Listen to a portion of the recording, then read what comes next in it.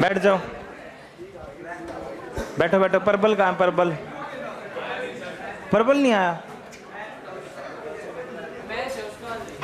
किस चीज का? अच्छा, बास्केट खेलता हो।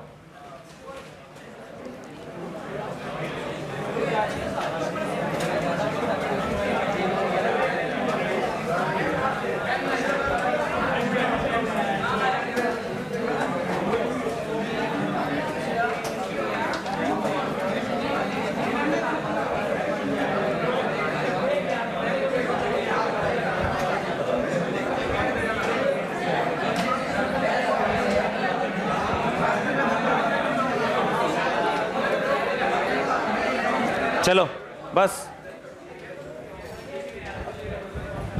बस बस बस। किस किस ने ये क्वेश्चन कर दिया कल वाला, दूसरे वाला हो गया? किस किस ने किया? तो तुमने मुझे भेजा ही नहीं है। ऋषभ को? ऋषभ कौन? नहीं, ऋषभ को भी मुझे भेजना था। अच्छा, तो ऋषभ की गड़बड़ है फाइनली। ये एग्री। तो ऋषभ ने तो धोखा दे दिया। तो अब कौन कौन किस किस ने और किया? वेरी गुड, वंश नाम है। वेरी गुड बेटा, बहुत बढ़िया। और किसने किया उधर से? हिमांशु, तूने नहीं किया?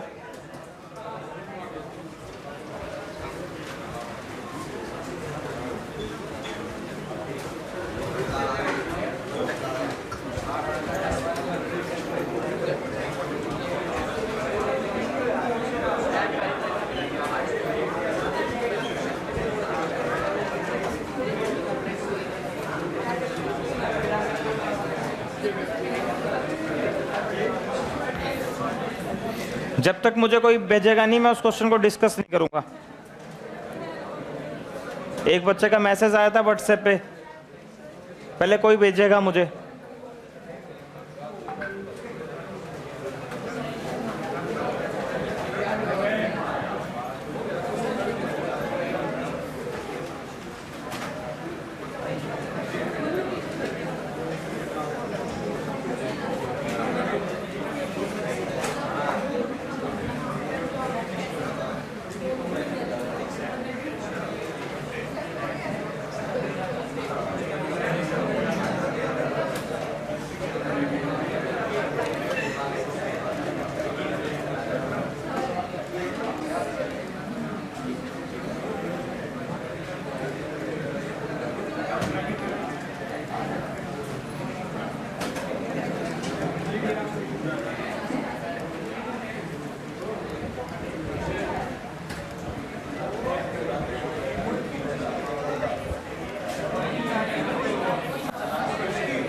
चलो बस बस बस बेटा, बस बोलना बंद करो। देखो, शांत हो जाओ बस। देखो बेटा, अपने को ये बताना कि इस ट्रक की मैक्सिमम एक्सेलरेशन, ताकि ये ब्लॉक इसके ऊपर स्लाइड ना करे। चलो बताओ, इस पे शूडो फोर्स कहां लगेगा? पीछे। शूडो फोर्स पीछे लगेगा। कितना लगेगा? 3 इंटू ए। अब कोई लड़का बताएगा ये ब्लॉक कहां जाना चाहेगा? जल्दी बोलो, बोलो कहां जाना चाहेगा? तो यहां जो रफनेस है उसके कारण फ्रिक्शन कहां लगेगा? आगे, सरफेस के पैरेलल, और जिस डायरेक्शन में ब्लॉक स्लाइड करना चाह रहा है उसके अपोजिट। अब तुम बताओ यहां पर सभी दोस्त कि कब ये स्लाइड नहीं करेगा? इसको स्लाइड करवाने वाला कौन है? 3A। बोलो 3 3 कह रहा है कि भाई साहब मैं इसको फोर्स लगाकर इस ट्रक से नीचे गिरा दूंगा। बोल भारत माता की। और फ्रिक्शन क्या कह रहा है? मैं इस ब्लॉक को इसके साथ चिपकाए रखूंगा। तो अगर गिराने वाला फोर्स फ्रिक्शन से क्या हो जाए? कम, तो कोई खतरा ही नहीं है, तो स्लिपिंग होगी नहीं। और फ्रिक्शन कितना होगा? 0.4 इंटू 30, 3A कितना आ गया यहां से? 12 और A कितना आ गया, A 4 आ गया, A 4 आ गया, बस बस। तो मैक्सिमम एक्सेलरेशन आ गया 4, मैक्सिमम एक्सेलरेशन आ गया 4, मैक्सिमम एक्सेलरेशन आ गया 4।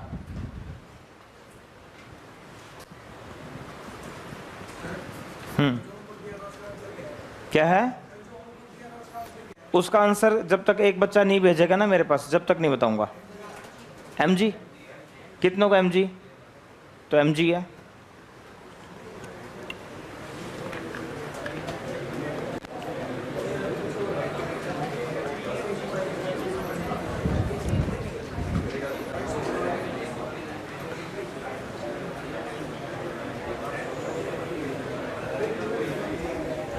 चलो नया टॉपिक स्टार्ट करते हैं। लिखो नेट कांटेक्ट फोर्स। बेटा बस देखो, बस देखो, नेट कांटेक्ट फोर्स। अब है ना भाई, बिल्कुल शांत रहना, बिल्कुल नया फ्रेश टॉपिक स्टार्ट कर रहे हैं। नेट कांटेक्ट फोर्स, इस पे भी जेईई मेंस में क्वेश्चन आया हुआ है इस टॉपिक पर। बिल्कुल बढ़िया वाली कंसंट्रेशन बोर्ड पर और अच्छे से समझना इस टॉपिक को। देखो बेटा, जैसे सपोज करो हमने एक ब्लॉक को एक फ्लोर पर रख दिया, हमने एक ब्लॉक को एक फ्लोर पर रख दिया, हमने एक ब्लॉक को फ्लोर पर रख दिया, हमने एक ब्लॉक को फ्लोर पर रख दिया। ठीक है बेटा, ये एक ब्लॉक है, इसको फ्लोर पर रख दिया, ये ब्लॉक है, इसको फ्लोर पर रख दिया, ये ब्लॉक है, इसको फ्लोर पर रख दिया। ठीक है, देखते रहना बोर्ड पर। अब बताइए, इस ब्लॉक के सरफेस के और फ्लोर के सरफेस के बीच में कांटेक्ट आ गया। एग्री? कांटेक्ट आ गया तो इस कांटेक्ट के कारण ऊपर वाला सरफेस नीचे वाले सरफेस पे धक्का मारेगा और बदले में नीचे वाला सरफेस भी ऊपर वाले सरफेस पे क्या मारेगा? धक्का। ये मैं आपको पिछले चैप्टर में पढ़ा चुका हूं। और अगर सरफेस रफ है और मैं इधर से कोई फोर्स लगा रहा हूं इस पे, फोर्स, और सरफेस रफ है, तो डेफिनेटली एक फ्रिक्शन पैदा हो जाएगा जो नीचे वाला सरफेस ऊपर वाले सरफेस पे इधर लगाएगा और ऊपर वाला सरफेस नीचे वाले सरफेस पे इधर लगाएगा।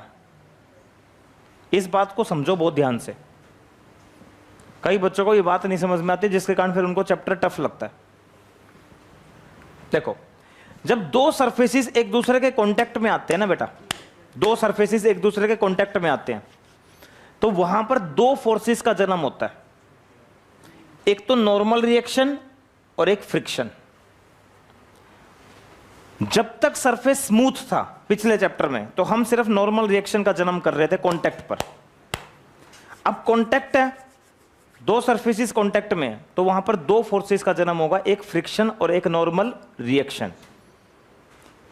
अगर आप ध्यान से देखोगे तो ग्राउंड जो इस बॉडी पर फोर्स लगाएगा वो दो लगाएगा। अगर ये बॉडी टेंड्स टू स्लाइड करना चाह रही है ना, या स्लाइड कर रही है, मैं कंडीशन मानकर चल रहा हूं, ये टेंड्स टू स्लाइड और स्लाइड। अगर टेंड्स टू स्लाइड और स्लाइड करना चाह रही है तो ग्राउंड इस पर दो फोर्स लगाएगा। एक तो फ्रिक्शन लगाएगा सरफेस के पैरेलल, अगर ये उस डायरेक्शन में स्लाइड कर रही है, टेंड्स टू स्लाइड करना चाह रही है, और एक ग्राउंड मारेगा इस पे धक्का, एक ग्राउंड इस पे मारेगा धक्का। तो जब भी कोई सरफेस या कोई बॉडी ग्राउंड के कांटेक्ट में होती है, ग्राउंड के कांटेक्ट में, और वो बॉडी टेंड्स टू स्लाइड कर रही हो या स्लाइड कर रही हो, टेंड्स टू स्लाइड का मतलब रेस्ट में है पर स्लाइड करना चाह रही है, तो ऐसी सिचुएशन में ग्राउंड उस बॉडी पर कितने फोर्स लगाएगा? दो। एक तो नॉर्मल रिएक्शन और एक फ्रिक्शन। फ्रिक्शन भी न्यूटन थर्ड लॉ को फॉलो करता है, एक्शन रिएक्शन पेयर की तरह होता है फ्रिक्शन भी। जैसे normal reaction Newton third law को फॉलो करती है, वैसे ही फ्रिक्शन भी न्यूटन थर्ड लॉ को फॉलो करता है। देखो, जनरली तीन तरह के कॉन्टैक्ट फोर्स हैं। एक तो टेंशन, बोलो, एक तो कॉन्टैक्ट से एक नॉर्मल रिएक्शन, एक और एक फ्रिक्शन, एक। ये तीनों तब आएंगे जब कहीं कांटेक्ट होगा। जब दो सरफेसेस का कांटेक्ट होगा तो वहां नॉर्मल रिएक्शन भी आई और फ्रिक्शन भी आया, वहां नॉर्मल रिएक्शन भी आई और फ्रिक्शन भी आया। बहुत इंपॉर्टेंट कॉन्सेप्ट है, बहुत इंपॉर्टेंट, बहुत इंपॉर्टेंट, बहुत ज्यादा इंपॉर्टेंट। अब आपसे कहेंगे कि ग्राउंड इस बॉडी पर नेट फोर्स बताओ कितना लगा रहा है। ग्राउंड इस बॉडी पर जो नेट फोर्स लगाएगा, पहले बताओ ग्राउंड इस बॉडी पर कितने फोर्स लगा रहा है? दो, एक नॉर्मल रिएक्शन और एक फ्रिक्शन। अब हमें इसका नेट फोर्स निकालना है। हमें क्या निकालना है? इसका नेट फोर्स। तो हम यहां एक कंडीशन बनाकर चलेंगे। कंडीशन, केस नंबर 1 लिखो, यहां से लिखना स्टार्ट करो। Case number 1, case number 1, case number 1, मान लीजिए हमने एक बॉडी को फ्लोर पर रखा। बेटा हमने एक बॉडी को फ्लोर पर रखा और मेरे प्यारे बच्चों हमने कोई अप्लाइड फोर्स ही नहीं लगाया इस पे। अप्लाइड फोर्स 0 है, अप्लाइड फोर्स 0 है, और जबकि सरफेस रफ है, सरफेस रफ है। हमने इस पर कोई अप्लाइड फोर्स नहीं लगाया, हमने इस पर कोई अप्लाइड फोर्स नहीं लगाया, हमने इस पर कोई अप्लाइड फोर्स नहीं लगाया। इस बार ऐसा हो रहा है कि फ्राइडे को ही चैप्टर खत्म हो रहा है और सैटरडे को टेस्ट है। सिचुएशन ऐसी पैदा हो रही है इस बार, फ्राइडे को चैप्टर खत्म होगा और सैटरडे को टेस्ट है। इसमें हम कुछ नहीं कर सकते, जो है तो है, क्योंकि ये चैप्टर साथ साथ मैंने आपको रिवाइज करवा दिया। PYQ क्वेश्चन आपका धर्म है बुक से करके आना, और इस बार वाला टेस्ट आपका अच्छा जाने वाला है, इस बात की गारंटी है। अगर आपने साथ साथ पढ़ाई करी है, ये सारे क्वेश्चंस आपने अच्छे से करें, आप खुद ही ऑब्जर्व कर लेना, आपको खुद पता लग जाएगा। टेस्ट में बैठते ही आप कहोगे मुझे 20 क्वेश्चन तो सीधे सीधे आते हैं। फ्रिक्शन और लॉज ऑफ मोशन, सब्जेक्टिव नहीं, अरे चैप्टर वाला टेस्ट यार। तुम्हारी डेट नहीं आई हुई, इसमें डेट है ना इस बारे में लेके? हाँ तो फिर बेटा हर चैप्टर का एक बार इस संस्थान के अंदर टेस्ट होगा, हर चैप्टर का एक बार जरूर होगा, प्रोफेशनल टेस्ट जेई के हिसाब से। और फिर 2-2, 3-3 चैप्टर के वो तुम्हें बताइए संडे को है। जैसे अगला टेस्ट ऐसे सितंबर के अंदर है, हाँ, तो वो बड़े टेस्ट है, वो थोड़े से एडवांस लेवल के टेस्ट होंगे। उनमें जो लेवल ऑफ क्वेश्चंस है ना वो एडवांस लेवल का होगा, एडवांस। उस टेस्ट में अगर आप 100 से ऊपर स्कोर कर रहे हो तो इट मीन्स आप बहुत सही डायरेक्शन में हो। 100 से ऊपर स्कोर भी आपका बिल्कुल सही माना जाएगा उस टेस्ट में। 300 में से आपको रैंक से अपनी जजमेंट करनी है। चलो अब सभी बच्चे बताओ कि मैं यहां अप्लाइड फोर्स तो लगा ही नहीं रहा। एक तो नॉर्मल रिएक्शन लगेगी ग्राउंड की तरफ से। कोई लड़का बताएगा फ्रिक्शन कितना होगा? Friction, friction, friction. अच्छा लगा सुन के, कसम से, मम्मी कसम, फ्रिक्शन 0 होगा। क्यों नहीं होगा फ्रिक्शन? फ्रिक्शन होगा ही नहीं। ये भी ध्यान से सुनो, फ्रिक्शन तो तब आएगा ना जब अप्लाइड फोर्स है। यहां फ्रिक्शन तो 0 है। Static friction is equal to applied force.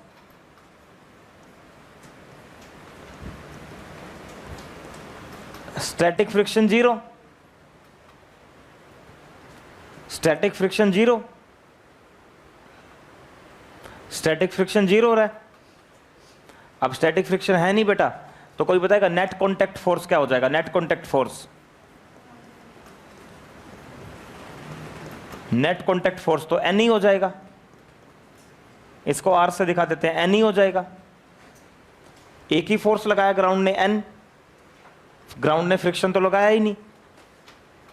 Puneet मेरे छोटे भाई, ग्राउंड ने फ्रिक्शन तो लगाया ही नहीं। फ्रिक्शन क्यों नहीं लगाया? कोई बच्चा फिर से बताओ। अप्लाइड फोर्स कितना है? 0। अप्लाइड फोर्स है ही नहीं बेटा। अप्लाइड फोर्स नहीं है तो सिर्फ नॉर्मल रिएक्शन लगी। ठीक है, अब हम क्या करते हैं, हम ये मान लेते हैं सेकंड केस में body just about to slide. अगर body just about to slide कर रही है बेटा, अगर body just about to slide कर रही है, case 2, body just about to slide,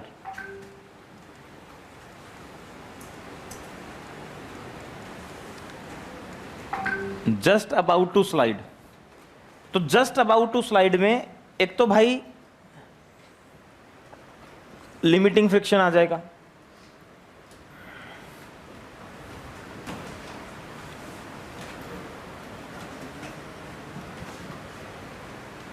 limiting friction आ जाएगा। स्टैटिक का मैक्सिमम होता है limiting, mu S into N. तो ग्राउंड एक तो फ्रिक्शन लगाएगा इस पे मैक्सिमम, मैक्सिमम फ्रिक्शन होता है म्यू एस एन, इससे ज्यादा फ्रिक्शन हो नहीं सकता, म्यू एस इंटू एन। ठीक है मेरे प्यारे बच्चों, और एक ग्राउंड इस पर क्या लगाएगा, नॉर्मल रिएक्शन, एक ग्राउंड इस पर नॉर्मल रिएक्शन लगाएगा।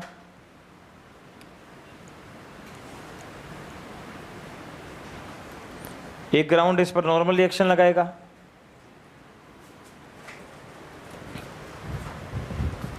अगर body just about to slide कर रही है, अब बताओ अब कितने फोर्स लगे इस बॉडी पर, तो इन दोनों का रिजल्टेंट कहीं कहां आएगा, इनके बीच में, इन दोनों का रिजल्टेंट कहीं इनके बीच में आएगा बेटा।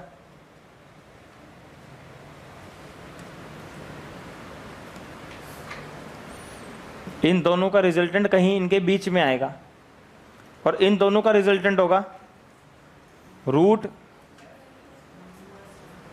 एफ एस मैक्सिमम का whole square plus N square. ठीक है, और ये रिजल्टेंट बेटा मैक्सिमम होगा, ये रिजल्टेंट मैक्सिमम होगा बेटा, मैक्सिमम, और ये रिजल्टेंट मिनिमम होगा। मिनिमम इतना होगा एन, और मैक्सिमम ये होगा। कोई बच्चा बताएगा इसको मैक्सिमम क्यों बोला, कोई अगर मुझे इस क्लास में बता सकता हो इसको मैक्सिमम क्यों कहा?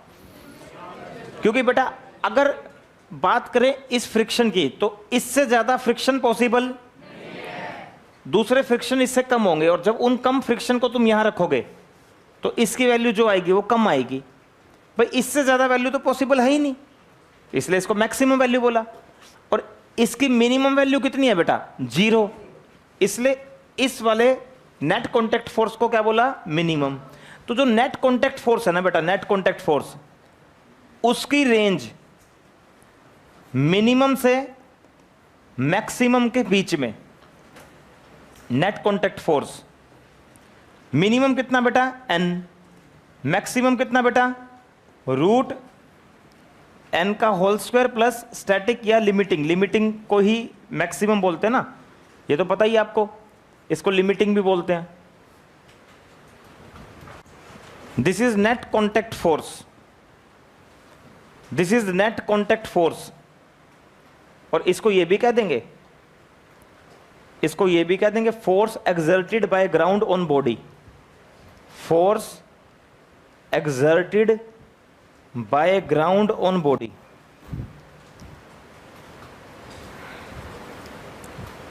Force exerted by ground on body, इसको ये भी कह देंगे बेटा force exerted by ground on body, force exerted by ground on body, इसको ये भी कह देंगे force exerted by ground on body. कोई भी बच्चा अगर आंसर की में करेक्शन करवाए, इस बार सबसे पहले मुझसे करेक्शन करवानी है, और मेरे पास तभी आंसर की लेके आए, पहले नेट पे से चेक करनी है। एक दो बच्चों ने पीछे टेस्ट में गड़बड़ करी है, अभी दूसरों का गलत हो गया उस चक्कर में, अपना ठीक करवाने के चक्कर में। ये बहुत गंदी बातें होती हैं।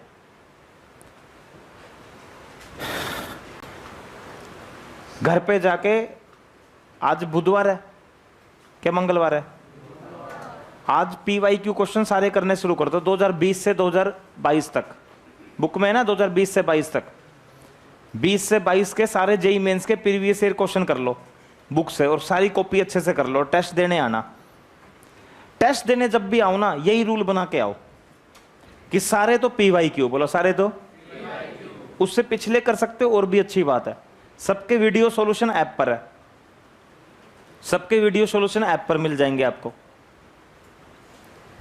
और साथ में नोटबुक।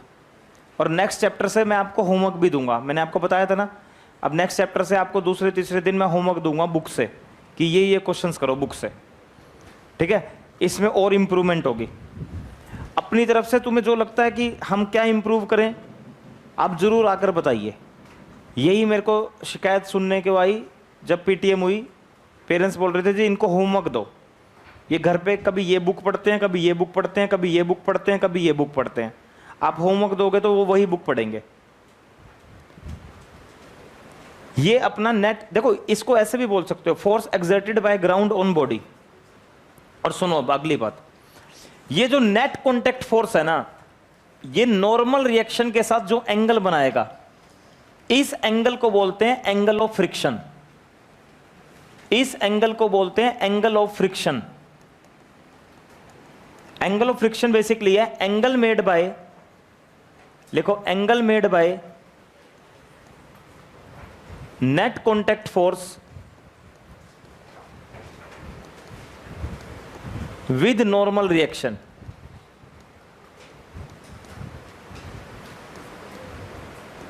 विद नॉर्मल रिएक्शन, जो नेट कॉन्टैक्ट फोर्स है वो नॉर्मल रिएक्शन के साथ जो एंगल बनाएगा, net contact force normal reaction के साथ जो एंगल बनाएगा, net contact force normal reaction के साथ जो एंगल बनाएगा, net contact force normal reaction के साथ जो एंगल बनाएगा, उसी को मेरे प्यारे बच्चों, उसी को मेरे प्यारे दोस्तों, मलिक साहब love you brother, love you, बहुत अच्छे हो आप भी।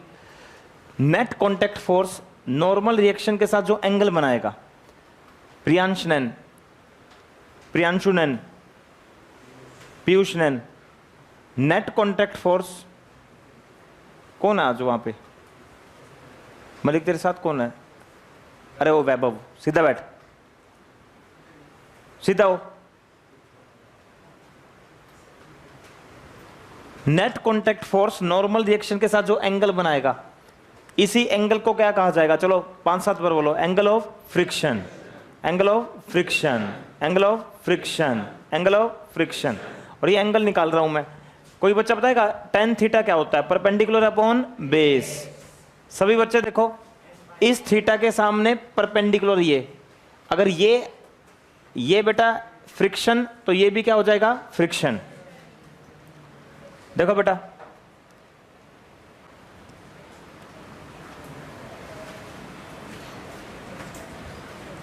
देखो सारे, अगर ये फ्रिक्शन है तो ये भी फ्रिक्शन हो जाएगा। tan थीटा होगा perpendicular upon base, friction limiting upon n। और सभी बच्चे बताओ लिमिटिंग फ्रिक्शन क्या होता है? Mu s into n। तो नीचे n tan थीटा, और n ने n को मार दिया, तो tan थीटा क्या आ गया? म्यूएस। tan थीटा आ गया म्यूएस। तो ये रिलेशन भी बहुत इंपॉर्टेंट रिलेशन आया बेटा, ये भी बहुत इंपॉर्टेंट रिलेशन आया, ये भी बहुत इंपॉर्टेंट रिलेशन आया।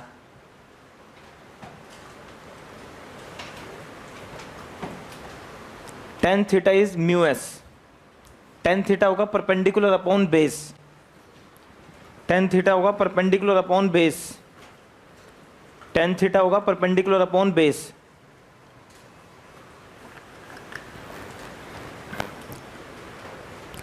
tan थीटा होगा परपेंडिकुलर अपॉन बेस।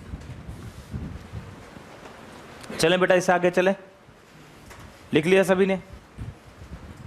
लिख लिया होगा सभी ने?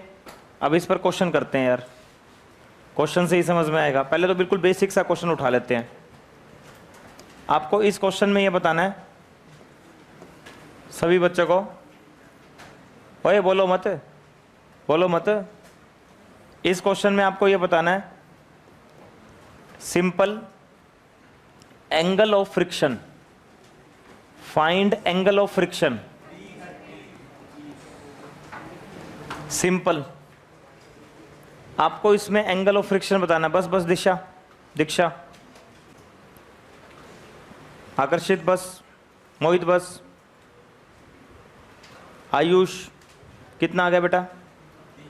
वेरी गुड बेटा, बहुत बढ़िया आयुष। कुणाल दहिया आ रहा है समझ में? गोलू बोर्ड पर, सचिन बोर्ड पर। मुकुल बेटा आगे बैठा कर, पहले 3 बेंच पे कहीं भी बैठ जा, अपनी सीट बुक कर ले मुकुल हमेशा के लिए। आंख में दिक्कत हो रही है? कहाँ तक दिक्कत होती है, कितने डिस्टेंस तक? 4th बेंच पे भी दिक्कत है? फिर पढ़ता कैसे होगा? तो वो किताब तो बिल्कुल ही 25 centimetre least distance of distinct vision होता है। फिर तो मोबाइल तो नहीं चलाता घर पे, उसमें तो और भी दिक्कत हो जाएगी। वेरी गुड, फिर सही है। पता करता हूँ, मोबाइल तो नहीं चला रहा तू घर पे? भाई जिसके आंख में दिक्कत है ना, वो मोबाइल नहीं चलाएगा घर पे, दिक्कत बढ़ जाएगी। रितिका वहां से खड़े होके आगे आ जाओ। रितिका मैक के साथ, आप बोलने से नहीं हटोगे। रितिका चुलबुले हो आप बहुत। दीपांशु बेटा बहुत बढ़िया, दीपांशु सबसे अच्छा लड़का है। अब आगे बुला लूंगा तुझे दीपांशु। देखो जैसे अब मैंने कहा कि भाई मुकुल आगे बैठेगा, मुकुल ने कहा कि भाई मेरी आंख में प्रॉब्लम है, बात ही खत्म होगी। अब तो वो आगे आ ही नहीं सकता कभी भी। देखो तुम भी कुछ इस तरह की बातें करो, दूसरे भी। जैसे अब तुम्हारी सीट चेंज हो रही है, तुम भी कुछ ऐसा लॉजिक बताओ जिसमें तुम आगे ही। अब जैसे शरावत है, अब मान लो हर शरावत ये बोलते कि मेरी आंख में प्रॉब्लम है। अब मुकुल की तो इसलिए भी मान ली जाएगी क्योंकि मुकुल के चश्मा चढ़ा हुआ है। हर्ष तो चोरी करता वो फंस जाएगा। कुछ बहाने बड़े जबरदस्त हैं। जैसे मैं आपको बताता हूँ, एक लड़का है शाम वाले बैच में आता है 5 से 6 में, वो कई दिनों में आया कल। मैं बोला कहाँ गया हुआ था? बोला मामा के। 12th में, और वो बोर्ड के पेपर है 5 महीने बाद, और कई दिन में आओ 20-25 दिन में। मैंने कहा बेटा कहाँ गया होता? बोला मामा के।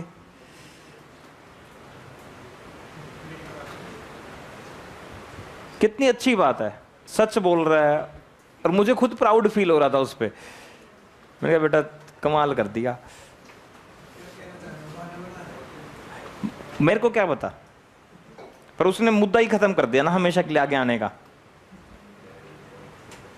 अब तो ये रिसर्च करना पड़ेगा कि उसको कितने डिस्टेंस तक आंख में प्रॉब्लम नहीं है। हाँ वो तो फिर वो ही बताएगा ना मुझे।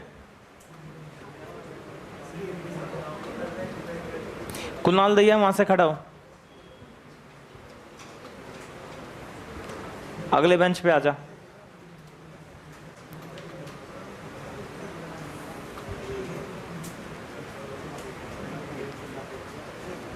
बस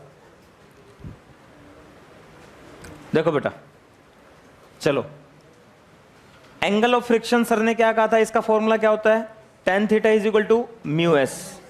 म्यू एस कितना बेटा? 1/√3। और थीटा कितना गया यहां से? 30। डन है, थीटा 30 आ गया। कितनों को आ गया था? वेरी गुड, बहुत बढ़िया। थीटा कितना आ गया? 30। ये याद रखना, इंपॉर्टेंट है। कभी ऐसा ना हो कि तुम्हारी किस्मत इतनी खराब हो कि तुम ये भी ना निकाल पाओ। इससे एंगल ऑफ फ्रिक्शन आ जाता है। देखो बेटा, अब है ना थोड़ा अच्छा सवाल है, बढ़िया सवाल, ध्यान से देखना बोर्ड पर। मैं तो आपको एक बात कहता हूं, पहले ना इसको समझ लेना अच्छे से। देखो बेटा क्या बोला हुआ है, कह रहे हैं एक ब्लॉक है जिसका मास m है। बेटा एक ब्लॉक है जिसका मास m है और उसको रफ सरफेस पे रखा हुआ है, और जिस रफ सरफेस पे रखा हुआ है वहां पर कोएफिशिएंट ऑफ फ्रिक्शन 3 है। एक ब्लॉक है, इसका मास m है। एक ब्लॉक है, इसका मास m है, और इसको जहां पर रखा हुआ है वहां पर कोएफिशिएंट ऑफ फ्रिक्शन 3 है, 3। एक ब्लॉक है, उसका मास m है, उसको एक रफ सरफेस पे रखा हुआ है, और जहां पर अन्य उसको रखा हुआ है वहां पर कोएफिशिएंट ऑफ फ्रिक्शन 3 है। नैन्सी आ रहा है समझ में? 3.3 नहीं है, 3 है। समझ में आया यहां तक? अब बताओ आगे क्या बोला हुआ है। यहां से पढ़ो, ये बड़ी टेक्निकल और बहुत जबरदस्त और जिंदाबाद लैंग्वेज है। यहां से यहां तक हाथ खड़े करो, कौन मुझे इसका मतलब समझाएगा? एक बच्चा उजमा, लव मलिक 2, मिशेल 3, हार्दिक राणा 4, खुशांक 5। मुझे खुशांक समझाएगा बेटा, समझा।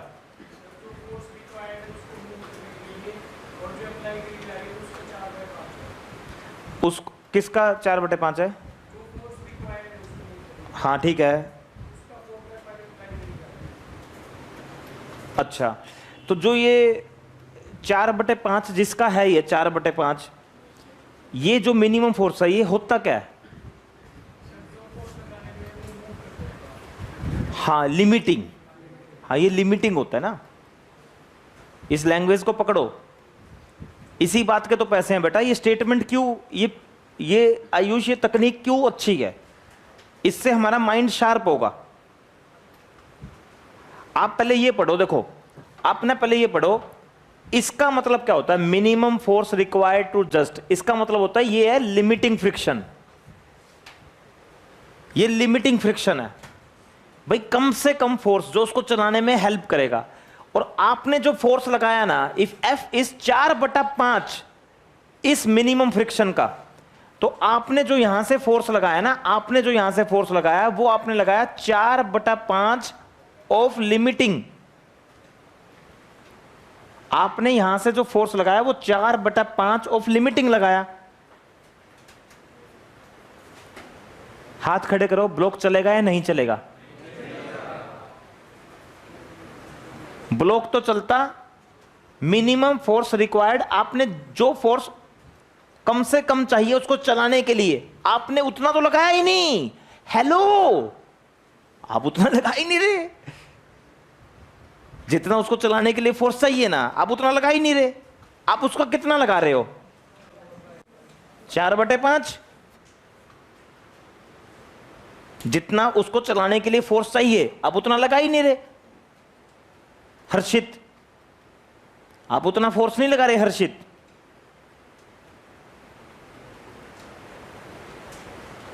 प्रशांत, आ रहा समझ में? आप उसका कितना बटा लगा रहे हो? 4/5। और अब आपसे क्या पूछा हुआ? Force exerted by ground on the block. पहले ये बताओ कौन सा फ्रिक्शन एक्ट करेगा? स्टैटिक। और स्टैटिक किसके इक्वल होगा? Applied force 4/5 of limiting. और नॉर्मल रिएक्शन कहां लगेगा? ऊपर। नॉर्मल रिएक्शन ऊपर लगेगा। mg कहां लगेगा बेटा? नीचे।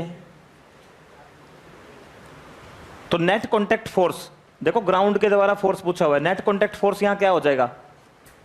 Normal reaction plus static friction का whole square. Net contact force, आप ध्यान से देखो, force exerted by ground, ground का फोर्स पूछा हुआ है ब्लॉक पर, तो ग्राउंड ब्लॉक पर 2 फोर्स लगाएगा। जिस बच्चे ने यहां पर एक फोर्स सोचा ना नॉर्मल रिएक्शन, उसको मैं गोली मार दूंगा, फ्रिक्शन भी होगा यहां। ग्राउंड ब्लॉक पर फ्रिक्शन भी लगाएगा और एन भी लगाएगा, 2 फोर्स लगाएगा ग्राउंड ब्लॉक पर। तो यहां पर एन कितना हो गया बेटा? N, anyone N? एन तो हो गया mg।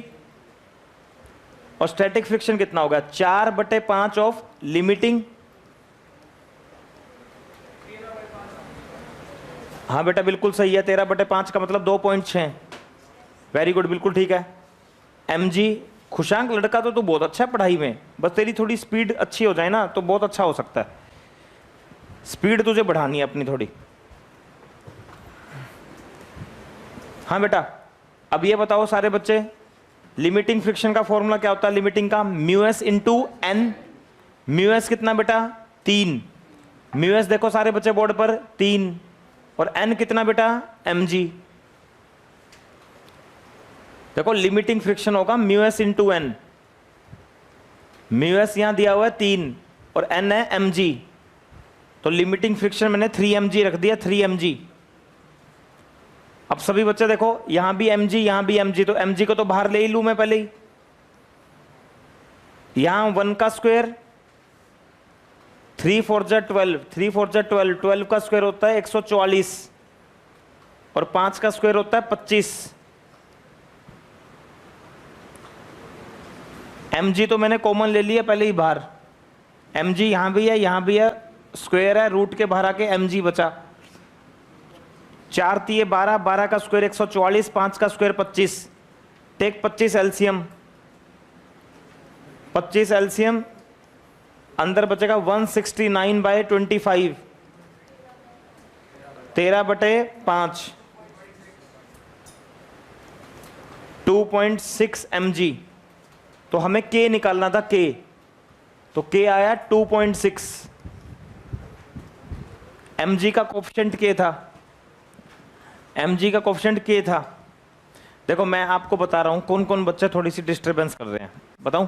एक तो हर्षित कर रहा है, एक आकर्षित कर रहा है, और आकर्षित तेरे साथ इन्वॉल्व है, हर्षित इसके तेरे साथ इन्वॉल्व है, एग्री।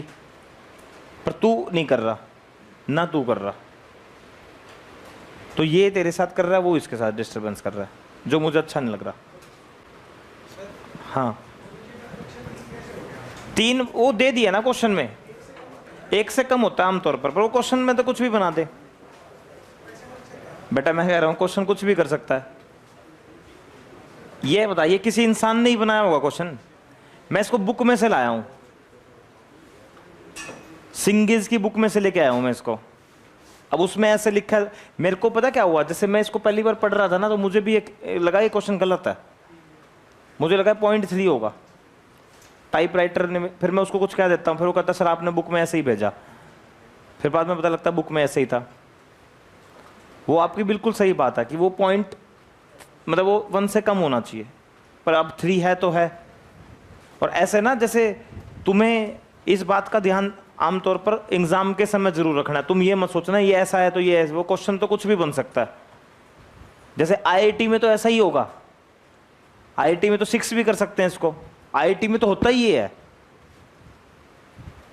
तुम्हें याद है जब मैं वर्नियर स्केल के क्वेश्चन करवा रहा था आईआईटी के, तो कुछ कुछ नई नई कॉन्सेप्ट्स बन रहे थे वहां।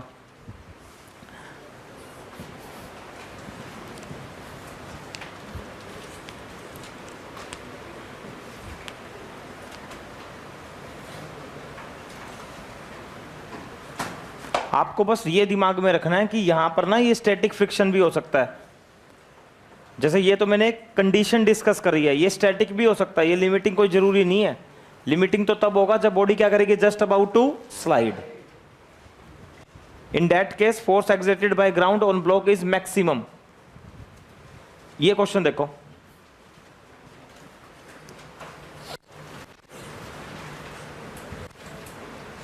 बनाओ सारे।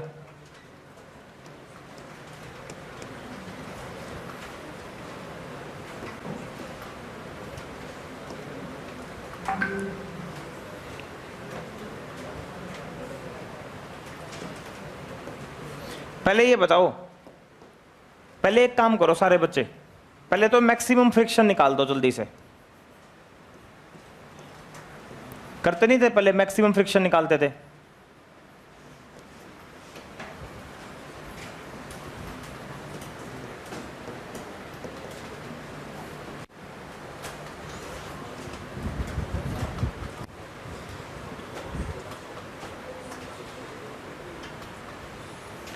पहले सभी बच्चे मैक्सिमम फ्रिक्शन निकाल दो।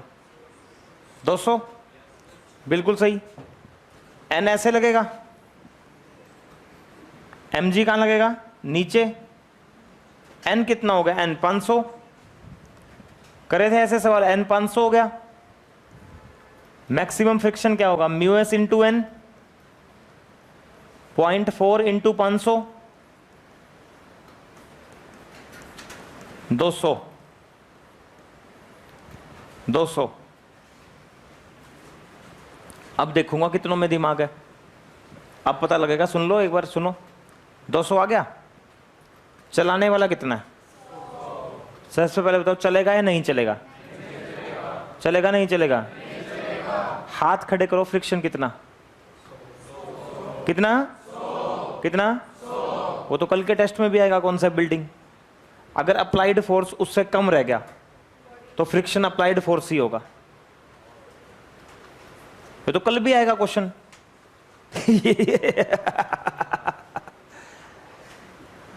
बात ही तो है इस चैप्टर में। तू 1 मिनट रुक जा, इसको बोलिए, इस लड़के को, तुझे ऐसा नहीं लग रहा मुझे तजुर्बा है पढ़ाने का, एक्सपीरियंस लग रहा है? क्यों लग रहा है तुझे मुझे एक्सपीरियंस है? इधर देख मेरी तरफ, क्यों? अच्छा नहीं पढ़ाता, क्योंकि मैं 2 बात पर चैप्टर खत्म कर रहा हूं। गलत, अच्छा तो दुनिया पढ़ाती है। इधर देख मेरी तरफ, मैं तीसरी बात ही नहीं ला रहा, सवाल बदलते जा रहे हैं, कॉन्सेप्ट वही 2 हैं। मेरी तरफ देख,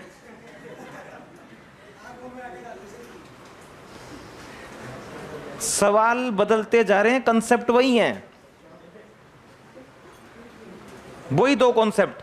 अब यहां पर बेटा एक बात बताऊं, देखो मेरे दिल को चोट पहुंचेगी अगर आपने यहां पर लिमिटिंग फ्रिक्शन दिखा दिया। यहां कौन सा फ्रिक्शन दिखाओगे? स्टैटिक। और कितना? 100। तो फर्स्ट पार्ट का आंसर तो हो गया 100। एक्सेलरेशन तो होगा ही नहीं। और नेट कांटेक्ट फोर्स, अच्छा ये देखो, नेट कांटेक्ट फोर्स की डायरेक्शन भी देख लेते हैं। एन इधर है, फ्रिक्शन उधर है, तो नेट कांटेक्ट फोर्स इधर आएगा। और बताइए नेट कांटेक्ट फोर्स एक तो नॉर्मल रिएक्शन का रिजल्टेंट और एक स्टैटिक फ्रिक्शन का रिजल्टेंट। 500 का होल स्क्वायर, 100 का होल स्क्वायर, 100√26।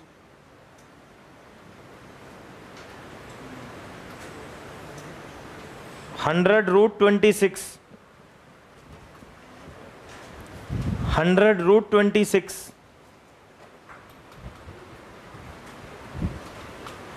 100√26,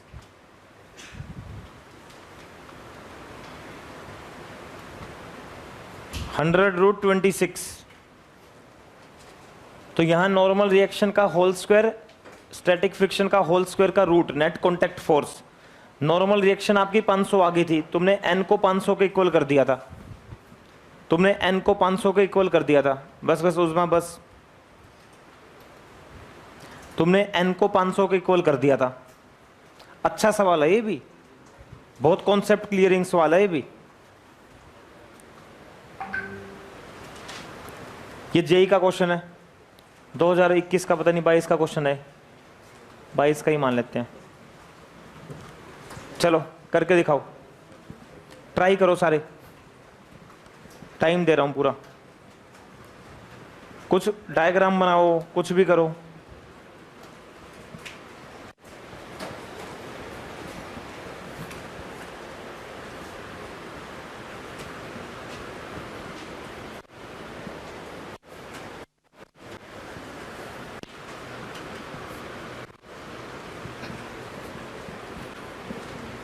इसका वन शॉट नहीं है भाई, फ्रिक्शन का तैयार करना पड़ेगा। इसका करेंगे तैयार जल्दी जल्दी। इसका वन शॉट मत मांगना मैसेज करके मुझसे, इसका है ही नहीं वन शॉट।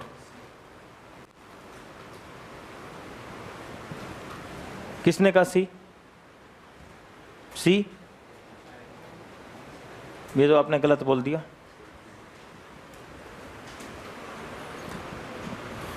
मेडिकल में दिया था मैंने क्वेश्चन, एक बच्चे ने सबसे पहले करके दिखाया था, और है ये जेई का।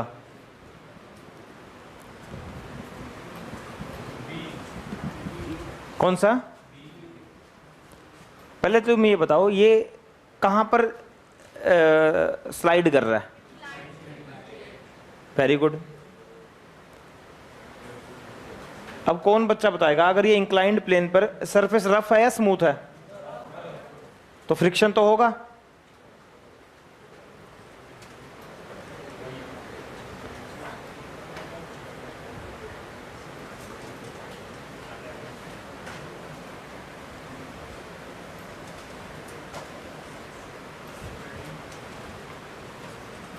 कांस्टेंट वेलोसिटी से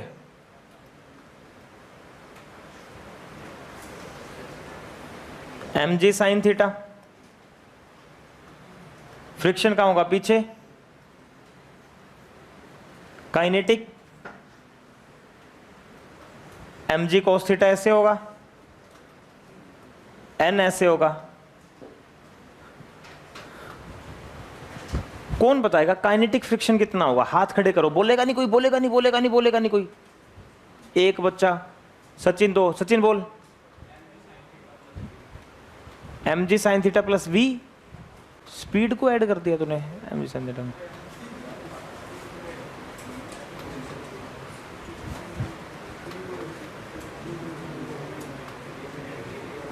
मैंने कहा कि इस लड़की का नाम बताओ, तूने कहा पाकिस्तान, तूने वी ऐड कर दिया। अभी देख पीयूष नैन बताएगा, बोल। Mu M G cos theta friction, mu कहां दिया हुआ बेटा इस क्वेश्चन में?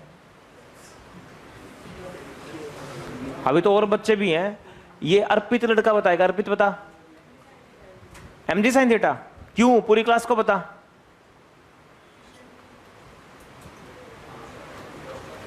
एम जी साइन थीटा ही क्यों काइनेटिक फ्रिक्शन होगा, पूरी क्लास को बता। क्योंकि ए जीरो है, very good, speed constant, Newton first law, ये है लड़का तो इस बैच में, ये सबसे सही लड़का, न्यूटन फर्स्ट लॉ।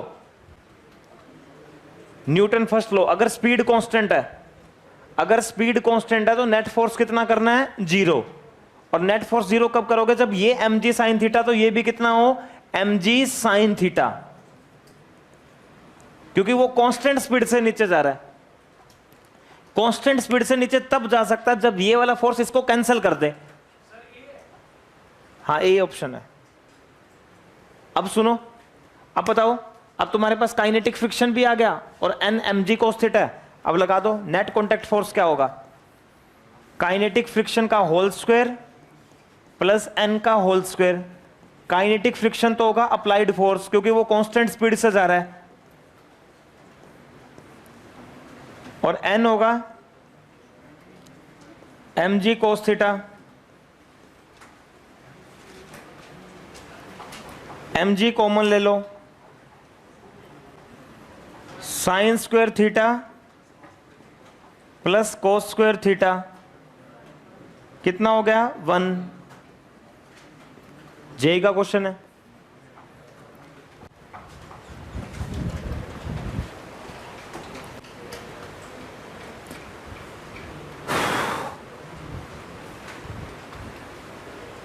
चैप्टर के एंडिंग की तरफ आ गए। अब हम एक दो कॉन्सेप्ट रह गए बस, एक एंगल ऑफ रिपोज और टू ब्लॉक सिस्टम।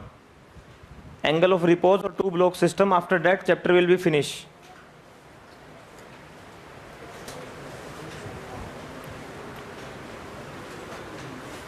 चलो सभी बच्चे अगले क्वेश्चन का जवाब देंगे। ये बड़ा थ्योरेटिकल सा क्वेश्चन है, इसके और पार्ट कहाँ गए? चलो मैं इसको बनाता हूं, पढ़ो एक बार।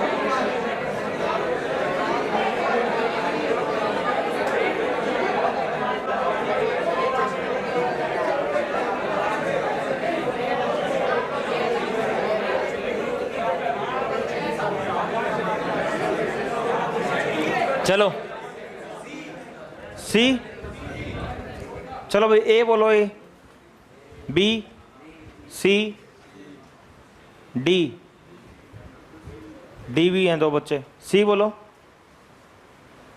चलो भाई बहुत बढ़िया, चलो पढ़ते हैं, पहले आराम से पढ़ते हैं बिल्कुल, ठीक है। चलो सपोज, बिल्कुल आराम से भाई, बिल्कुल देखो पहला वर्ड पढ़ो, सपोज बोलो। बस बस रुक जाओ, अब शांत लो, सांस लो, आराम से पढ़ना आज। Suppose that the coefficient of static and kinetic friction for a crate in contact with a cement floor, कोई भी मान लेते हैं, ये सीमेंट फ्लोर मान लो और इसके कांटेक्ट में कौन है, कोई क्रेट टाइप मान लेते हैं, और यहां पर म्यू एस म्यू के का कितना है, बहुत अच्छा, सब कुछ अच्छा चल रहा है। अब ऑप्शन पढ़ो, first option, force of friction acting on a crate at rest is always 1.4 times force of friction acting on a moving crate. देखो जब ये क्रेट रेस्ट में रहेगी, तो क्रेट जब रेस्ट में रहेगी तो फ्रिक्शन बहुत सारे हो सकते हैं, 0 से मैक्सिमम तक, एग्री, क्योंकि that depends on applied force. अगर वो जस्ट अबाउट टू स्लाइड करेगी तो फ्रिक्शन होगा मैक्सिमम। तो ये कहना कि हमेशा force of friction acting on a crate at rest is always, हमेशा 1.4 टाइम्स। देखिए एक बात बताइए, काइनेटिक फ्रिक्शन का कोएफिशिएंट क्या, स्टैटिक फ्रिक्शन 1.4 टाइम्स है। अगर मैं दोनों तरफ n से मल्टीप्लाई कर दूं, अगर मैं दोनों तरफ n से मल्टीप्लाई कर दूं तो भाई ये हो जाएगा FL और ये हो जाएगा FK। तो FL हमेशा 1.4 के FK का तो होगा, पर फ्रिक्शन हमेशा रेस्ट की कंडीशन में ऐसा होगा, ये बात गलत है, क्योंकि फ्रिक्शन होता है अप्लाइड फोर्स। अगर बॉडी रेस्ट में है तो अप्लाइड फोर्स देखना पड़ेगा हमें, तो अप्लाइड फोर्स कितना है, तो फ्रिक्शन हमेशा 1.4 टाइम्स होगा काइनेटिक का, यह बात पूरी तरह से गलत है। पहली स्टेटमेंट तो होगी इनकरेक्ट। अब दूसरी पढ़ते हैं, force of friction acting on a crate at rest is always less than 1.4 times of force of friction. Force of friction acting on crate is always more than 1.4 of friction, ये तो बिल्कुल गलत है। Force of friction,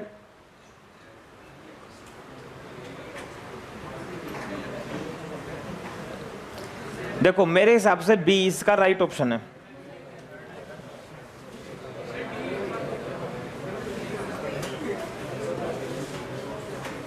D भी हो सकता है, D और बी दोनों हो सकते हैं, पर बी ऑलवेज लेस देन बराबर भी हो सकता है।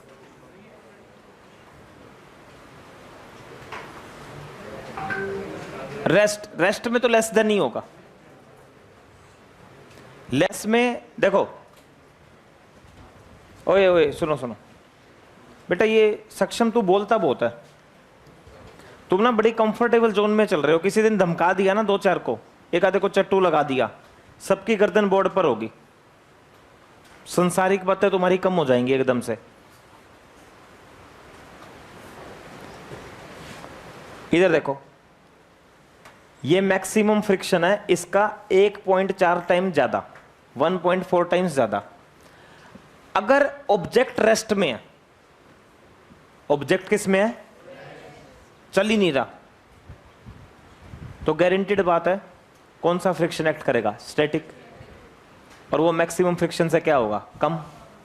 तो दूसरी स्टेटमेंट बिल्कुल ठीक है।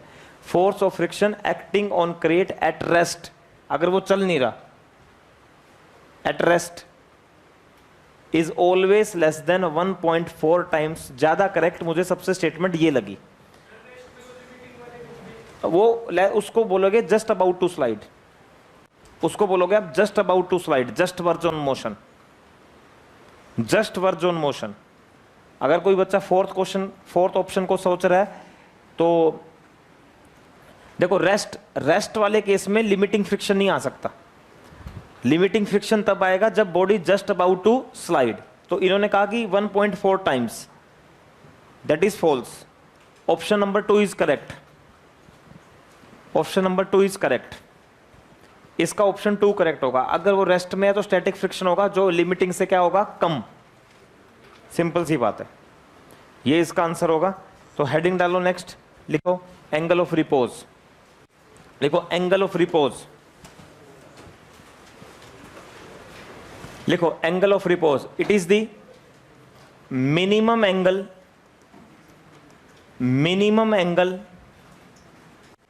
Made by inclined plane. It is the minimum angle made by inclined plane. It is the minimum angle made by inclined plane with the horizontal surface, with the horizontal surface. It is the minimum angle made by inclined plane with the horizontal surface when body placed on it just verge on motion, just verge on motion, just verge on motion. Minimum angle made by inclined plane with the horizontal surface when body placed on it just verge on motion, just verge on motion.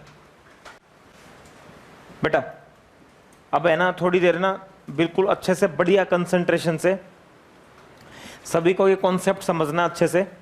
कई बच्चों को ना ये समझ नहीं आता, जिसकी वजह से अब 2 क्वेश्चन नहीं होंगे आपसे। देखो ये इधर देखो, सारे बच्चे इधर देखो, ये क्वेश्चन आएगा ए, ये वाला 2021 का मेंस का। ये इसी पे डिपेंड है, एंगल ऑफ रिपोज पर। बहुत इंपॉर्टेंट कॉन्सेप्ट है भाई, ये बहुत इंपॉर्टेंट। स्कूल में डेफिनेशन भी आती है, बहुत इंपॉर्टेंट कॉन्सेप्ट है मेंस की परीक्षा के लिए। चलो भाई बोर्ड पर देखना सारे अच्छे से। हमने क्या करा, एक इंक्लाइंड प्लेन लिया और उस इंक्लाइंड प्लेन पर हमने क्या करा, एक बॉडी रख दी। ठीक है, ये हमने एक बॉडी रख दी। बॉडी का मास है m, सरफेस रफ है, सरफेस रफ है बेटा, सरफेस रफ है, सरफेस रफ है बेटा, सरफेस रफ है, सरफेस रफ है। सबका ध्यान अच्छे से बोर्ड पर, सरफेस रफ है। सरफेस रफ है तो यहां कोएफिशिएंट ऑफ फ्रिक्शन होगा, मान लेते हैं म्यू एस। सभी बच्चे बताएंगे इसको नीचे ले जाने के लिए जो फोर्स रिस्पॉन्सिबल होगा वो कौन होगा, एम जी साइन थीटा। और मैक्सिमम फ्रिक्शन, लिमिटिंग फ्रिक्शन वो होगा mu S M G cos theta, अगर आप रफ सरफेस पे रखोगे। ठीक है, देखते रहना। एम जी साइन थीटा क्या कहता है, एम जी साइन थीटा, चलो मुझे बताओ एम जी साइन थीटा क्या कहता है। मैं इसको चलाऊंगा या रोकूंगा, मैं इसको, भाई मैं तो इसको चलाऊंगा। एम जी साइन थीटा बोल रहा है कि मैं इसको चलाऊंगा।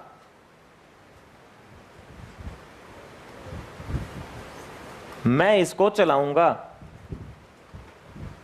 एम जी साइन थीटा कह रहा है मैं इसको चलाऊंगा बेटा। एम जी साइन थीटा कह रहा है मैं इसको चलाऊंगा, और मैक्सिमम फ्रिक्शन कहेगा मैं इसको रोकने की कोशिश करूंगा। मैं रोकने वाला हूं।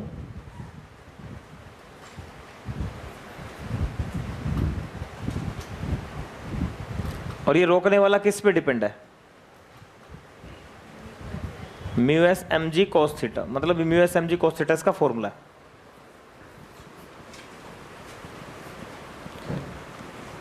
ठीक है, बिल्कुल बढ़िया तरीके से बोर्ड पर। अब आएगा मजा। अब लिखने का टाइम, लिखना जो है ना कॉपी में आप लिख रहे हो जो भी व्हाटएवर, उसको थोड़ी देर के लिए बंद कर दो और समझने पे ध्यान देना, बढ़िया कंसंट्रेशन से समझना एंगल ऑफ रिपोज क्या होता है। देखो, अरे एक बात देखो यार, चलाने वाला व्यक्ति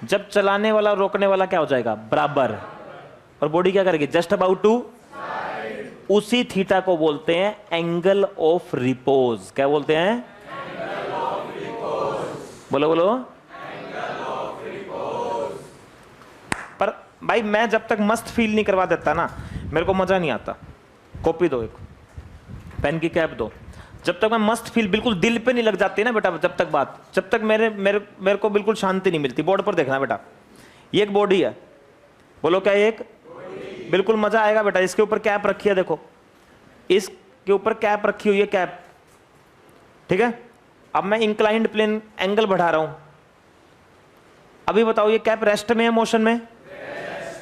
ये रेस्ट में इसलिए है क्योंकि चलाने वाला कम है और रोकने वाला ज्यादा है।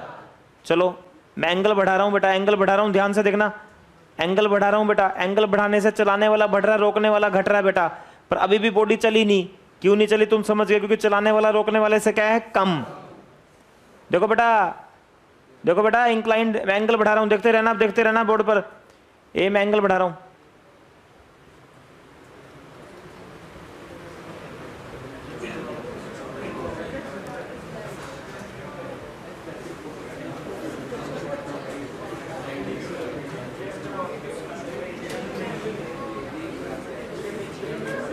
Angle of repose, angle of repose.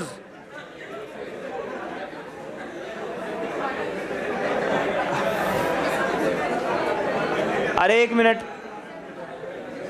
अभी अभी आया एंगल ऑफ रिपोज, आया था, आया नहीं था अभी? कब आया ये एंगल ऑफ रिपोज? जब बॉडी क्या करी थी, just about to slide.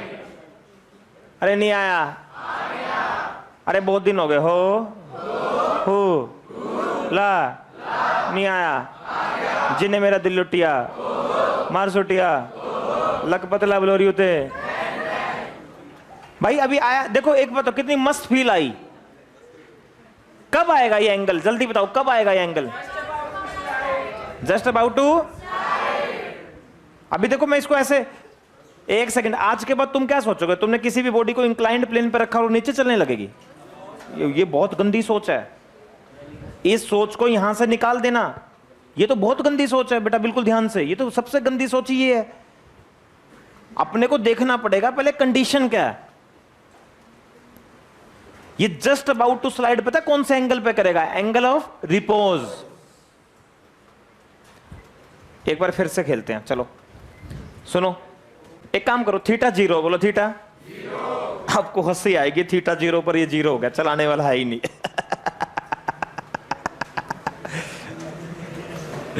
Theta zero sine zero.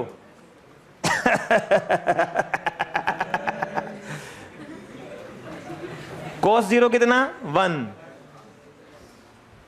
रोकने वाला है और आपको हंसी आएगी, थीटा 90, थीटा साइन 91। चलाने वाला mg, रोकने वाला खत्म ही हो गया। अगर ये कॉपी ऐसे हो जाए ना, बिल्कुल समझ गए ना, देखो ऐसे थीटा 90, तो फिर ये यहां रुकेगा नहीं, सीधा ही जाएगा ये, क्योंकि भाई साहब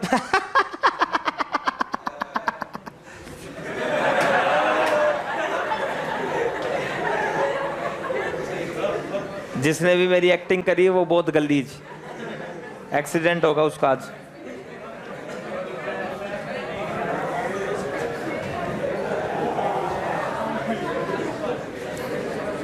एक सेकेंड, ओ ये body just about to slide कौन से एंगल पर करेगी? Angle of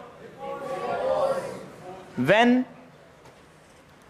theta is equal to theta R, then चलाने वाला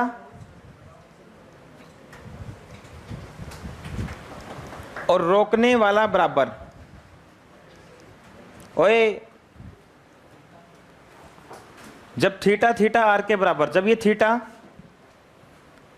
थीटा आर के बराबर हो जाएगा, थीटा आर को बोल रहे हैं angle of repose, angle of repose. Theta R को बोल रहे हैं एंगल ऑफ रिपोज।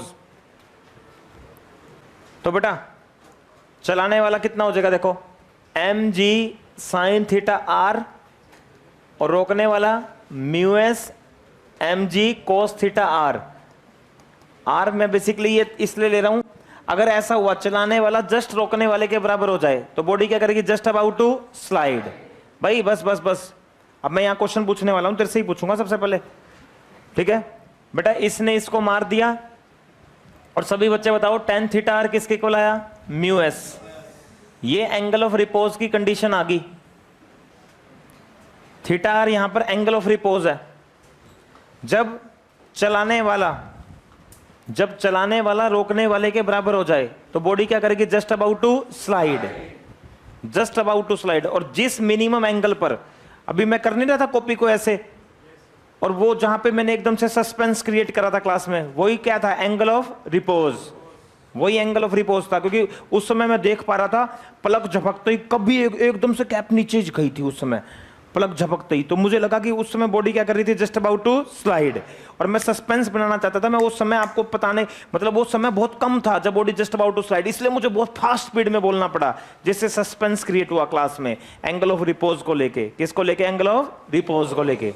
अब मेरे साथ सारे बच्चे ओ हेलो बोर्ड पर, tan theta r mu s, बोलो tan थीटा आर कितना? Mu s. अब मैं आपसे सवाल पूछने वाला हूं, जवाब देना। अगर हमारा एंगल ऑफ रिपोज से कम है, ओए सोच समझ के बोलना, अगर हमारा ये एंगल ऑफ रिपोज है तो चलाने वाला रोकने वाला बराबर। अगर हमारा ये एंगल ऑफ रिपोज से कम हो गया तो हाथ खड़े करो, बॉडी चलेगी या नहीं चलेगी? क्योंकि अगर एंगल कम होगा तो चलाने वाला तो कम हो जाएगा, रोकने वाला ज्यादा, तो बॉडी किस में रहेगी? रेस्ट में। अरे पैसे इस चीज के हैं, जो तुमने फीस दी है ना वो इस चीज की है, और सारी पढ़ाई फ्री की, आज फीस पूरी हो जाएगी। ये था पहला पॉइंट। अगर एंगल ऑफ रिपोज से कम है तो बॉडी किस में रहेगी? रेस्ट में। एक मिनट, अभी तो मैं देखना चाहता हूं, हाथ खड़े करो, फ्रिक्शन, हाथ खड़े करो, फ्रिक्शन, हाथ खड़े करो, फ्रिक्शन, बोल बोल बोल। mg sin theta. लड़के बहुत बढ़िया, ये लड़का बिल्कुल सही है। इस बैच में लव मलिक नाम है इसका, आर्यन, इसको दोस्त बना अपना। इसने देख लिया बॉडी रेस्ट में है तो चलाने वाला ही फ्रिक्शन होगा। इसने देख लिया, ये इस पे गया ही नहीं। अनपढ़ गवार जो कॉन्सेप्चुअल पर नहीं आते वो फ्रिक्शन ये समझते हैं, पर जो कॉन्सेप्चुअल पर आते हैं वो कंडीशन देखते हैं पहले। बॉडी रेस्ट में है या मोशन में? बॉडी किस में है? यहां पर रेस्ट में। तो चलाने वाला कौन है? mg sin theta. वही क्या होगा? Friction. Static friction is equal to applied force. Discuss concept building, कल भी ये क्वेश्चन दूंगा। mg sin थीटा, जबरदस्त कॉन्सेप्ट, मजा आ गया।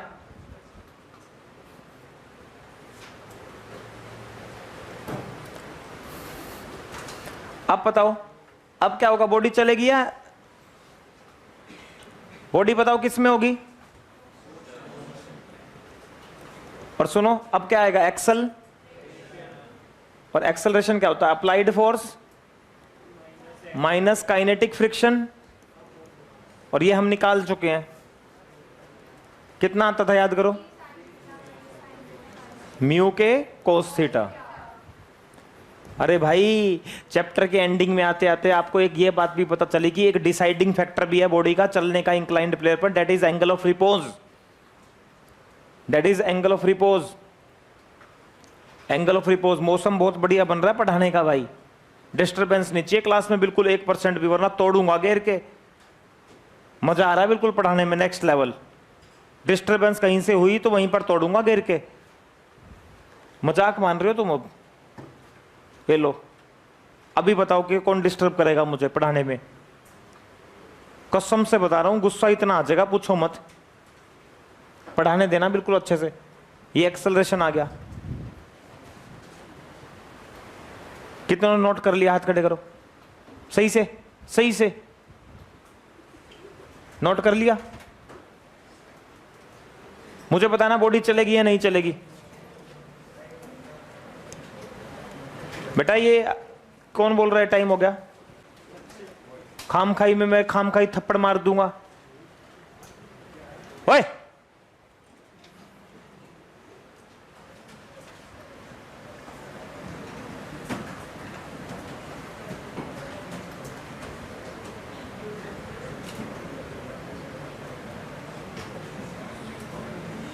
हाथ खड़े करना भाई।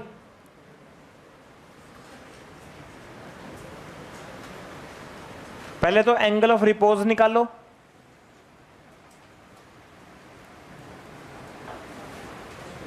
दूसरा पार्ट एक्सेलरेशन निकालो।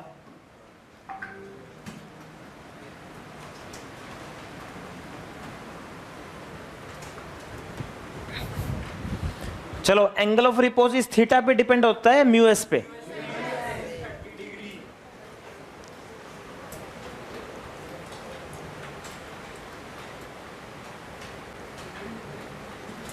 Thirty degree 30 degree. अब तुम बताओ, क्या ये एंगल ऑफ रिपोज इस एंगल से कम है, ज्यादा है? अरे ये 37 डिग्री ज्यादा है या 30? अरे बेटा 37 ज्यादा है 30? कौन बताएगा बॉडी चलेगी या नहीं चलेगी?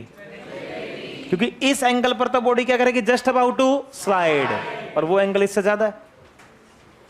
अब ध्यान से देखो, theta is greater than theta r, 37 degree is greater than 30, और जब एक्सेलरेशन होगा तो सबको पता कौन सा फॉर्मूला लगाओगे, G sine theta minus mu cos theta. अब सारी वैल्यू रख दो, जी तो जी रहेगा, साइन 37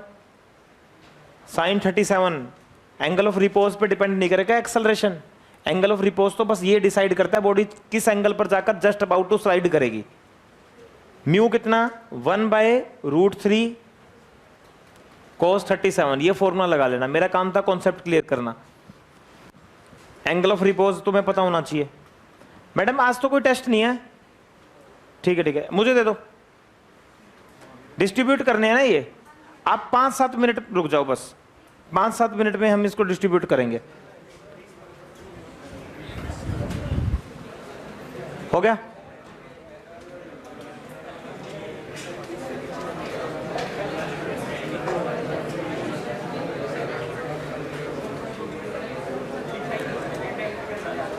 पढ़ो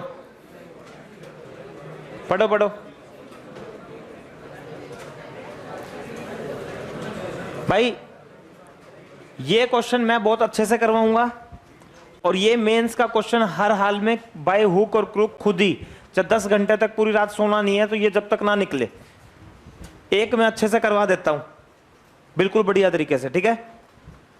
अरे बोल, ये होना चाहिए। मैं ये करवा रहा हूं बिल्कुल मिलता जुलता, ठीक है? बहुत इंपॉर्टेंट क्वेश्चन है, बहुत ज्यादा इंपॉर्टेंट, ये बहुत इंपॉर्टेंट क्वेश्चन है। चलो क्वेश्चन देखना कैसे होगा, कंसंट्रेशन बढ़िया वाली बोर्ड पर देखो। बढ़िया क्वेश्चन है, होता नहीं है जनरली, प्रॉब्लम है, ये प्रॉब्लम है एक तरह से। प्रॉब्लम करवानी पड़ेगी जब जाके मेंस का क्वेश्चन होगा। देखो बेटा, a bead of mass m is located on a parabolic wire with its axis vertical and vertex directed towards downward as in figure, whose equation is x square is equal to ay, x square is equal to ay,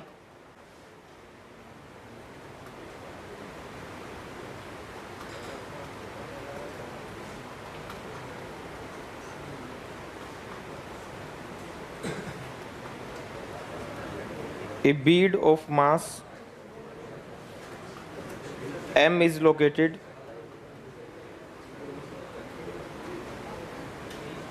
diagram तो यहां भी नहीं है, as in figure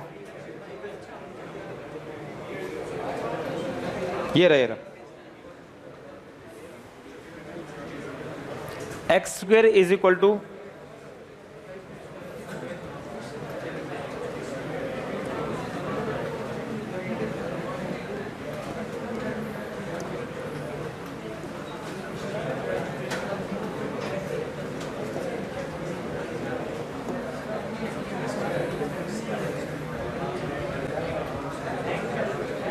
भाई, अब मैंने ना तुम्हें ग्राफ सिखाए थे, ग्राफ, उसी पे ये डिपेंड करेगा सवाल। बस भाई बस, बहुत बढ़िया सवाल है, ग्राफ सिखाए थे, ध्यान से देखना अब सारे। ओ बस ए बीड ऑफ मास m, ये एक मास है, कोई भी इसको ऑब्जेक्ट मान लो, ये पैराबोलिक वायर है, पैराबोलिक वायर है with its axis vertical and vertex directed downward towards downward as in figure, ये फिगर है, हुज इक्वेशन इज, इसकी इक्वेशन दी हुई है x square is equal to a y, x square is equal to a y, x square is equal to a y if the coefficient of friction is mu, the highest distance above the x axis at which particle will be in equilibrium। चलिए देखो simple समझो क्या है, देखो ये एक तार है, मैं क्वेश्चन समझाता हूं, ध्यान से समझना और मेरे पीछे पीछे बोल देना बस। जैसे मैं बोलूं ना तार है, तो तुम भी बोल देना तार है। ये क्या है? तार। और तार के ऊपर ये क्या है? एक, वेरी गुड। सरफेस रफ है, सरफेस क्या है? आपको पता है ना ग्राउंड से या इस एक्स एक्सिस से मैक्सिमम कितनी हाइट पर इस ऑब्जेक्ट को रख दें, इस तार के ऊपर, और ये तार स्लाइड ना करे नीचे, सॉरी ये ऑब्जेक्ट स्लाइड ना करे।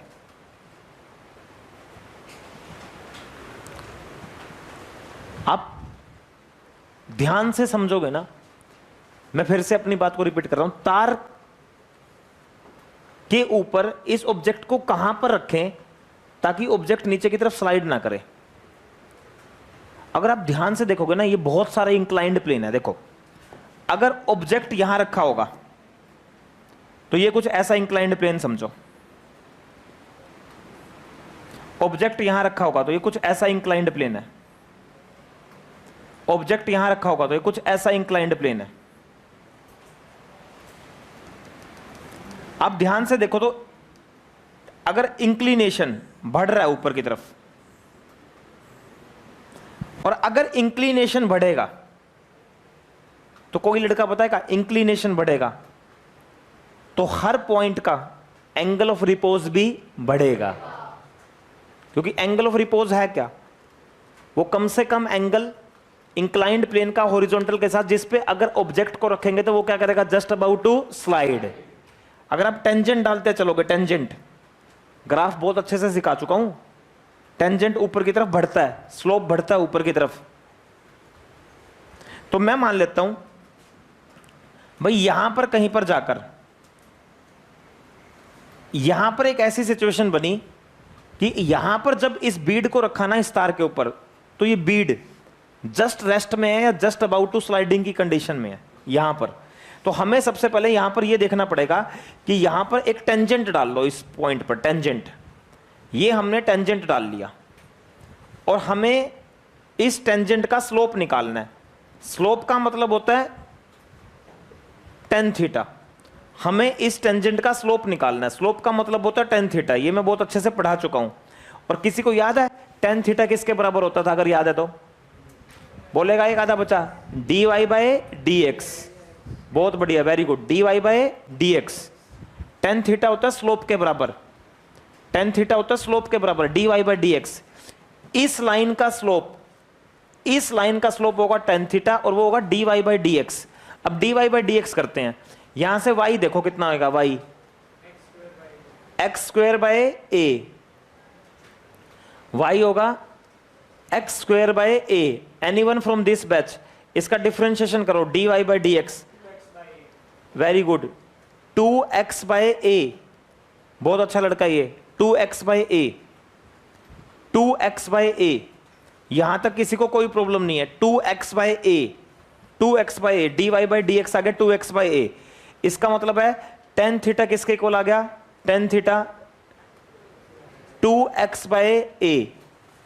यहां तक मुझे लगता है सभी को बढ़िया समझ में आ रहा है, यहां तक किसी को कोई दिक्कत नहीं। अब सुनो सुनो, हाथ खड़े करो, कौन लड़का बताएगा कब ये जस्ट अबाउट टू स्लाइड करेगा? जस्ट अबाउट टू स्लाइड, जब ये स्लोप का ये जो थीटा ये किसके इक्वल हो जाए? Angle of repose. अभी प्रूव नहीं करके आया हूं, अरे बोल दो यार। इस वायर के ऊपर ये बीड है, ये जस्ट अबाउट टू स्लाइड कब करेगा? जब जो ये थीटा है ये किसके इक्वल हो जाए? Angle of repose. अगर ये थीटा एंगल ऑफ रिपोज के बराबर हो गया, अगर ये थीटा एंगल ऑफ रिपोज के बराबर हो गया, अगर ये थीटा एंगल ऑफ रिपोज के बराबर हो गया तो बीड क्या करेगा? Just about to slide. अब जल्दी से बताइए टेन थीटा ये तो किसके इक्वल होता था? Mu s. ये तो अभी अभी प्रूव करके आया हूं मैं, ये तो म्यू एस के बराबर होता था। तो 2x बाय ए, और x कितना आ गया यहां से? a into mu S upon में 2। ठीक है, ये आ गया। यहां तक लगता है मुझे सभी बच्चों को बढ़िया समझ में आ रहा है। x आ गया a mu S by 2, a mu S by 2। पर कोई बच्चा बताएगा, अपने को ये पता लग गया, अपने को ये पता लग गया कि भाई साहब इसका जो x कोऑर्डिनेट है ना, x comma y, x coordinate तो मुझे पता लग गया इस पॉइंट का, x कोऑर्डिनेट तो मुझे पता लग गया इस पॉइंट का, x कोऑर्डिनेट है a म्यू एस बाई 2। पर हमें कौन सा कोऑर्डिनेट निकालना है? x निकालना है, y निकालना है? y।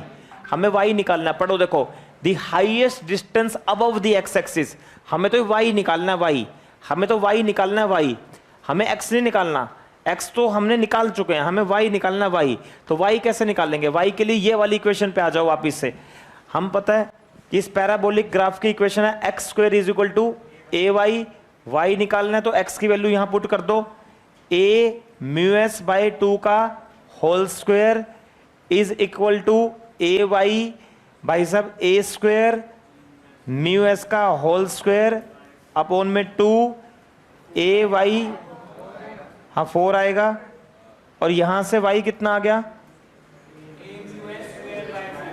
a म्यू एस का होल स्क्वायर बाय 4। अब कोई ऑप्शन है ऐसा?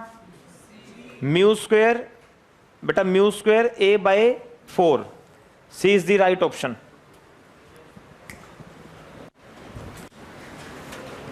ये तो बहुत अच्छे लेवल का क्वेश्चन है। देखो मेंस में आया वैसे, पर ये है एडवांस लेवल का क्वेश्चन।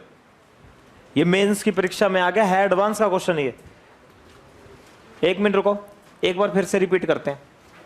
तार बोलो, जल्दी से बोलो, तार बोलो। सारे नहीं बोल रहे, बोलो।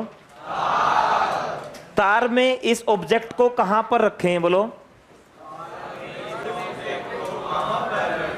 ताकि वो क्या करे? Just about to. या मैक्सिमम पोजीशन बताओ जहां तक वो किस में रहे? इक्विलिब्रियम। तो भाई मुझे क्या पता, मैंने मान लिया कि यहां रखा। अब जहां रखा तो सबसे पहले मैंने यहां क्या डाला? एक टेंजेंट। टेंजेंट डालने से इस टेंजेंट का जो इसके साथ जो ये थीटा होगा, इसको क्या बोलते हैं? स्लोप। स्लोप किसके इक्वल होता है? मैंने पिछले चैप्टर में बताया, dy बाय dx। अब इस इक्वेशन में y हो गया x square by a, dy by dx करा तो कितना है? 2x बाय ए। तो टेन थीटा हो गया 2x बाय ए। अब मैं जानता हूं अगर उसको इक्विलिब्रियम में रखना है तो minimum condition tan theta r and this is equal to mu s, जो अभी अभी प्रूव करके आया। यहां से x आ गया, x आ गया तो जो ये इक्वेशन थी ना, ये वाली इक्वेशन, इसमें x पुट कर दो, y भी आ गया। y पूछा हुआ था।